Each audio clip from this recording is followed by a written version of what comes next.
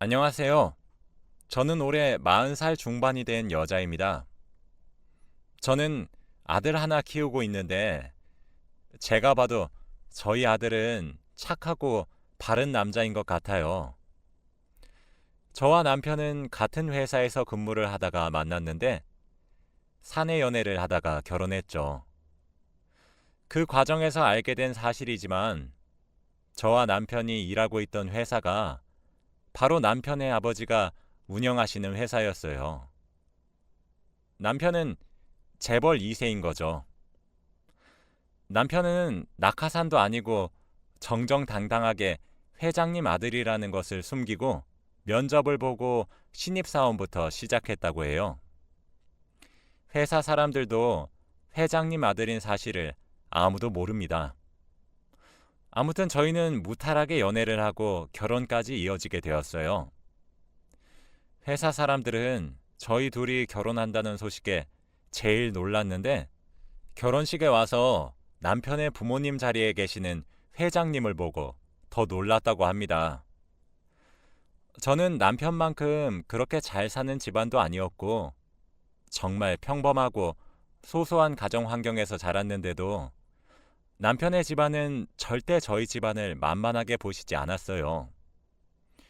결혼식은 제주도에서 진행했는데 하객들의 비행기 값과 호텔 비용까지 모두 남편 측에서 지불했고 결혼식에 참석해준 김에 제주도 여행도 하라며 몇 푼의 돈을 하객들에게 더 쥐어주곤 했죠. 당연히 축의금도 받지 않았습니다. 제 친구들은 남편 잘 만났다며 엄청나게 부러워했어요. 저도 그런 남편의 모습에 어깨가 잔뜩 올라가긴 하더라고요. 아무튼 결혼을 하고 저희는 첫 명절을 보내게 되었답니다. 남편의 형제 관계는 형이 한 명 있어서 남편이 둘째입니다.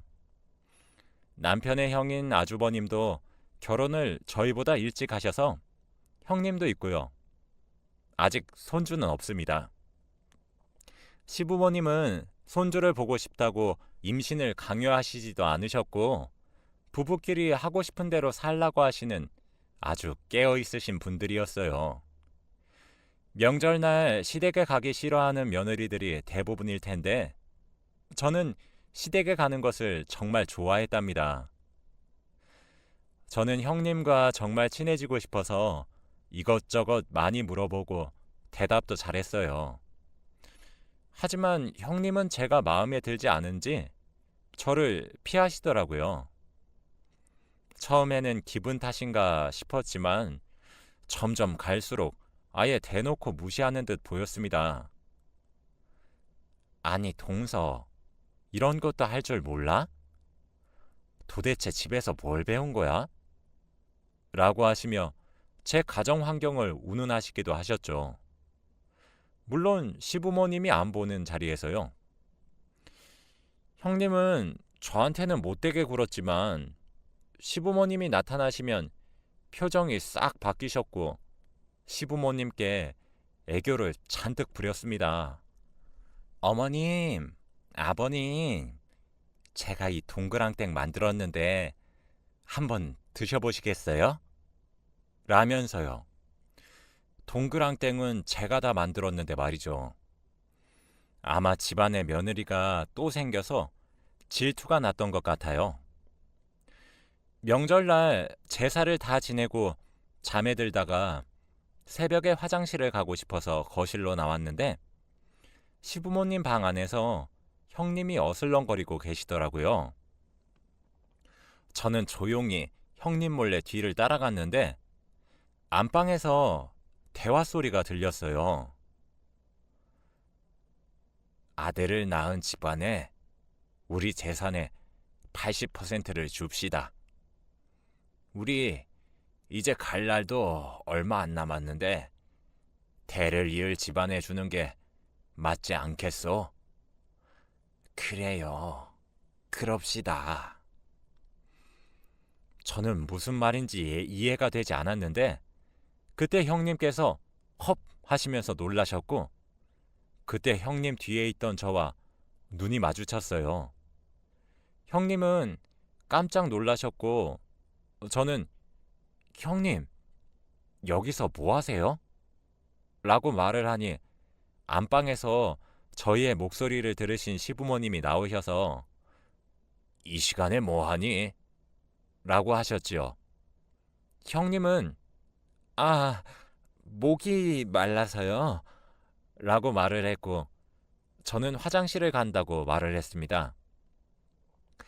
저는 그 말이 무슨 말인지 그때는 전혀 눈치채지 못했지만 화장실에 갔다가 침대에 누워 곰곰이 생각해보니 무슨 말인지 알 수 있었죠.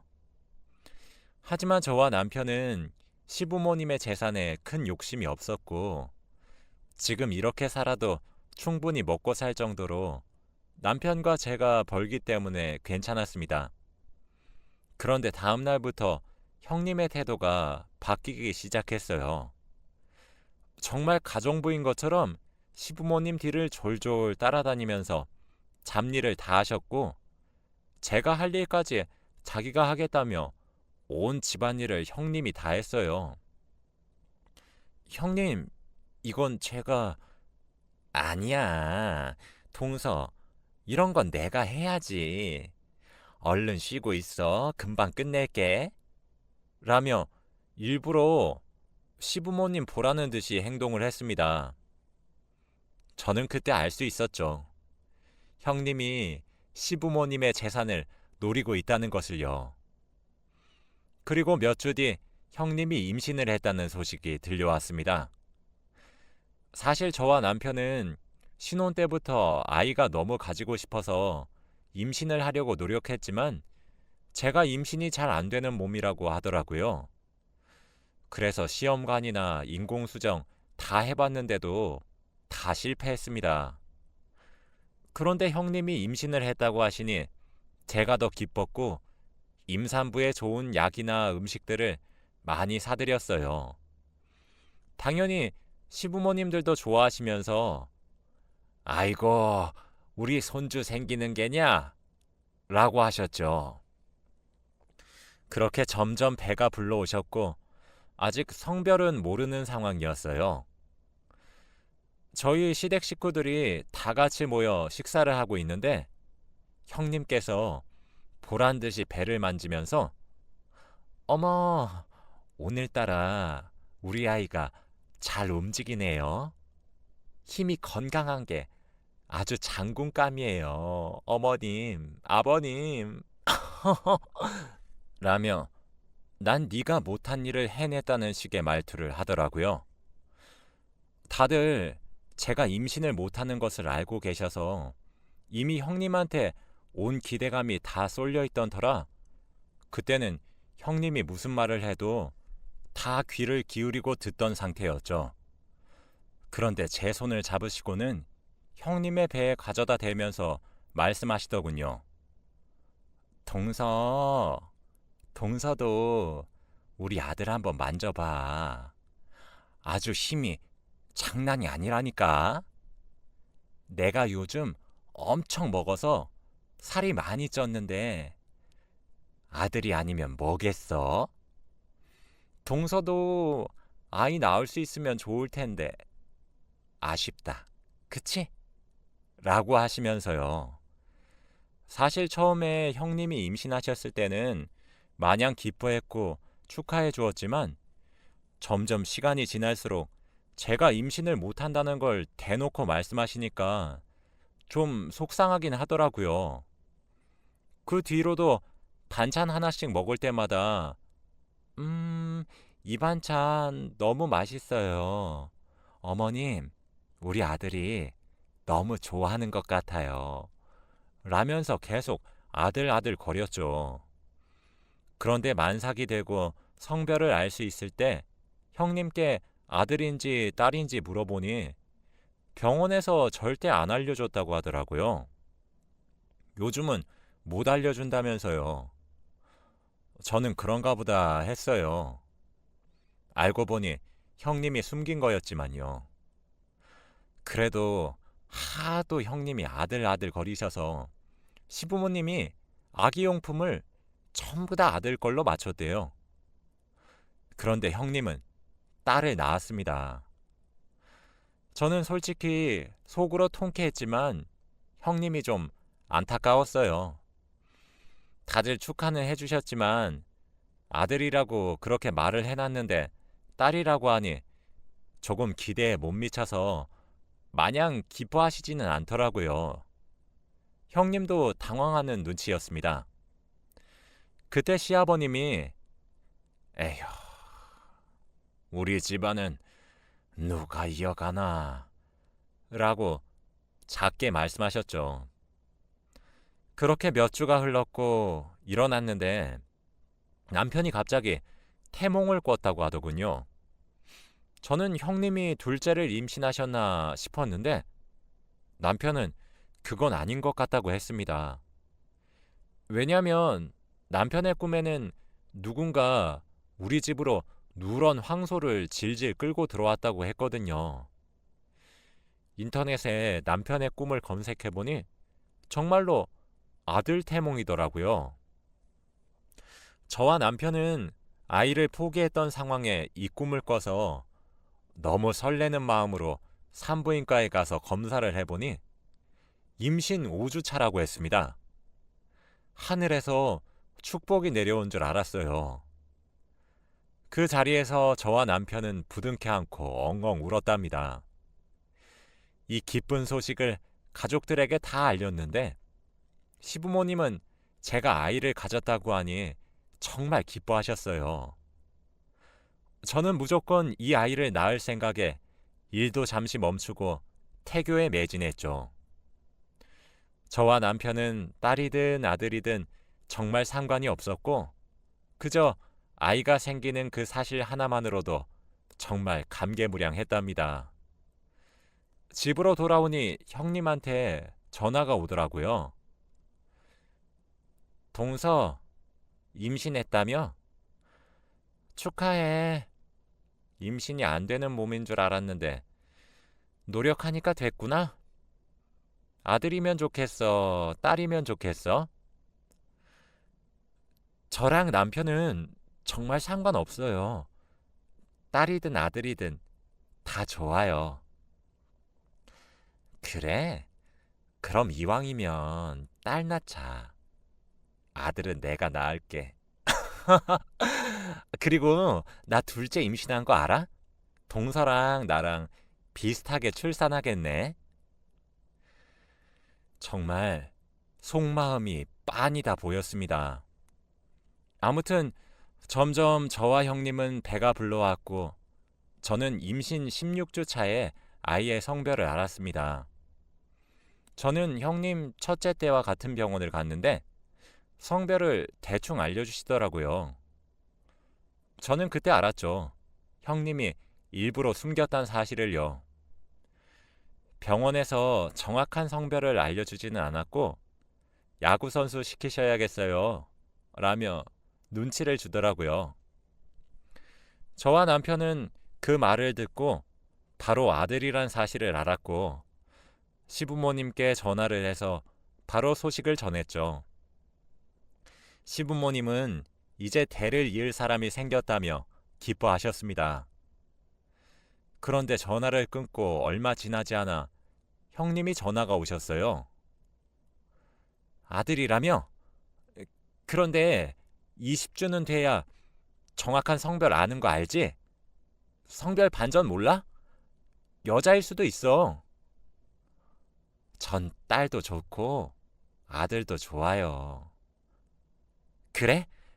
우린 벌써 우리 둘째가 아들 같아서 첫째 때랑 느낌이 완전 달라. 임신 선배가 미리 알려주는 거야. 동서, 처음이라 아무것도 모르잖아? 제 성질을 조금씩 긁어대는데 조금 짜증이 났지만 그래도 이 아이를 보며 꾹 참았답니다. 그런데 20주가 되자마자 형님이 전화가 오셔서 딸이지? 라고 아예 대놓고 성별을 바꾸시더라고요. 저는 아들이라고 대답했어요. 지긋지긋하다는 생각을 하면서요. 그리고 얼마 뒤 저희 집으로 직접 한약을 들고 오셨더라고요. 이거 임산부한테 좋은 약이야. 나도 먹고 있는 거니까 동서도 먹으면 좋을 것 같아서 들고 왔어.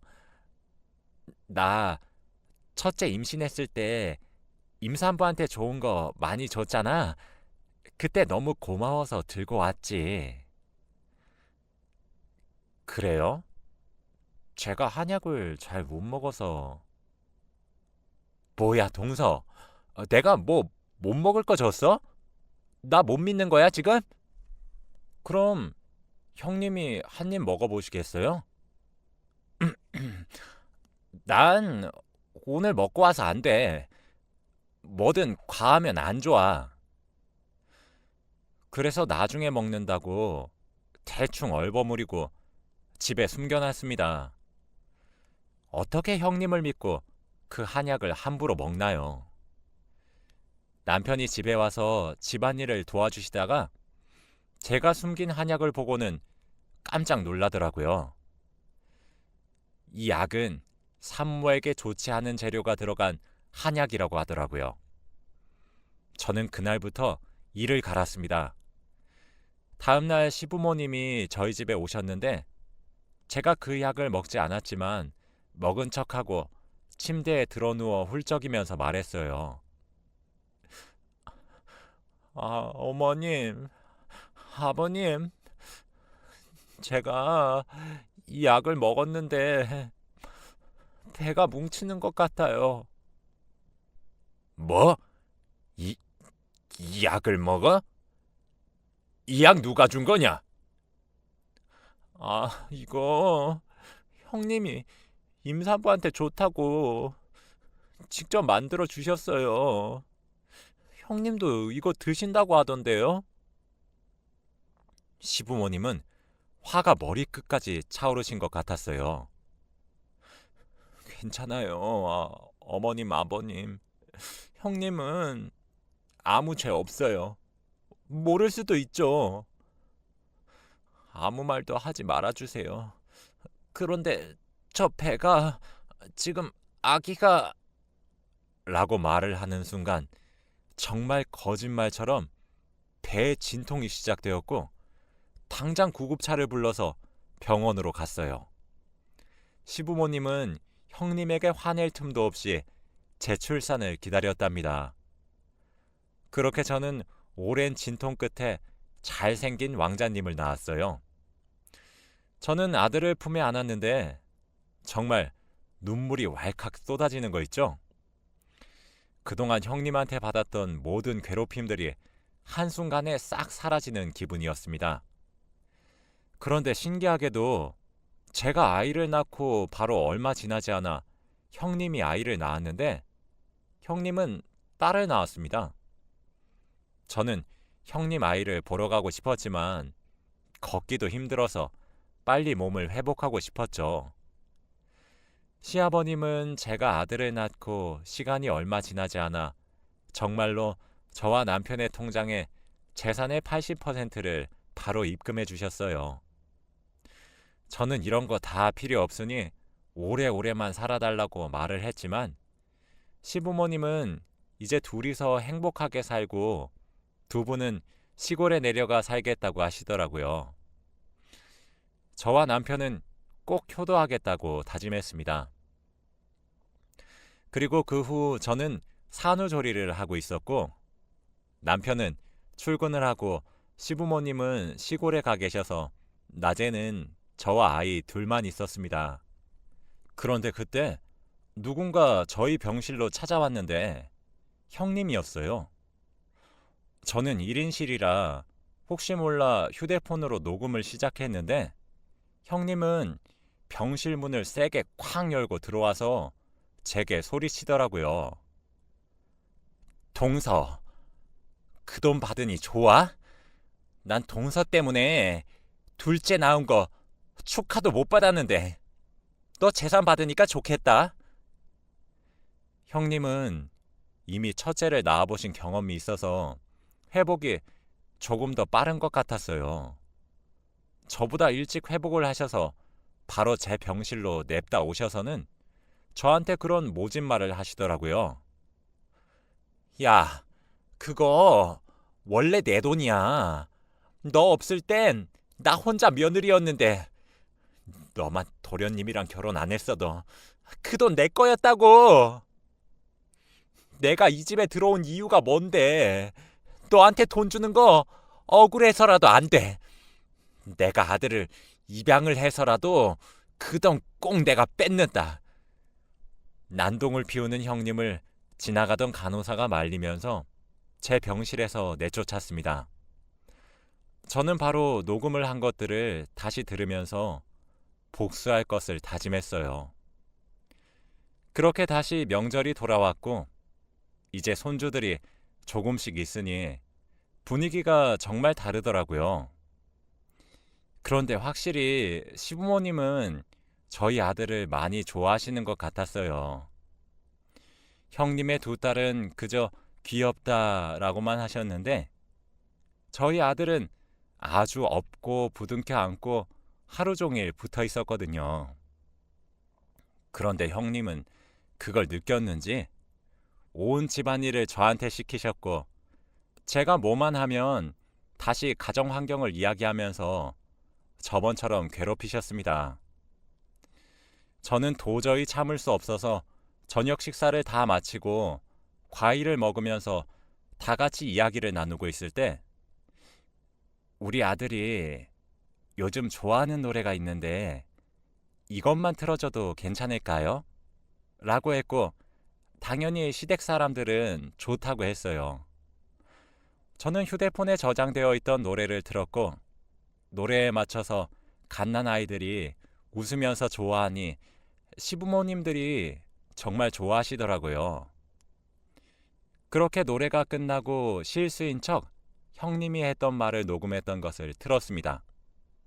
형님이 제게 했던 재산 이야기나 모진 말들 그리고 모든 괴롭힘들이 다 들어가 있는 녹음 파일을 틀었더니 해맑았던 집안에는 정적이 돌았고 시부모님의 표정이 어두워지더라고요. 형님을 슬쩍 보니 동공이 굉장히 흔들리면서 어쩔 줄 몰라 하더군요. 저는 어머, 실수? 죄송해요, 형님. 제가 노래를 튼다는 게 그만 이라며 다급하게 녹음 파일을 껐어요. 형님은 저를 잔뜩 째려보셨고 아버님과 어머님은 형님에게 나가라고 했습니다. 너 당장 이 집에서 나가. 네? 아버님, 어머님, 죄송해요. 정말 이거 다 조작된 내용이에요. 저 이런 말 한 적 없어요. 제발 믿어주세요. 형님은 무릎을 꿇고 두 손을 싹싹 빌었지만 이미 너무 확실한 증거에 결국 집에서 쫓겨났습니다. 저는 형님이 쫓겨나고 시부모님께 죄송해요. 저 때문에 저만 조심하면 됐었는데 형님 어떻게 해요? 라며 우는 척 연기를 했습니다. 시부모님은 얘야, 너 이때까지 어떻게 참았니? 생각해보니 그 한약도 너희 출산이 겹쳐서 차마 다시 말을 못했구나. 정말 미안하다. 고생 많았다, 둘째야. 라고 하셨습니다. 저는 정말 통쾌했죠. 그 뒤로 시부모님은 절대 형님 같은 여자를 집안으로 들일 수 없다며 이혼을 요구했고 어쩔 수 없는 강요에 형님은 저희 집안에서 쫓겨났답니다. 당연히 양육권도 아주버님께 주었고 아주 빈털터리로 쫓겨났어요. 형님은 결혼과 동시에 일도 다 관두었는데 40이 넘은 여자를 어디서 받아줄까 싶네요. 조금 안쓰럽긴 했지만 그래도 저희 아이에게 손을 대려는 그 행동 거지는 절대 참을 수 없었습니다. 지금은 아들을 키우면서 잘 살고 있어요. 저희 아들은 큰엄마 얼굴도 모릅니다. 가끔씩 형님이 찾아오셔서 저희 아들한테 해코지 할까봐 겁나긴 한데 그래도 아들이 조금 많이 커서 늘 조심하라고 하고 있어요. 제 이야기는 여기까지입니다. 들어주셔서 감사합니다.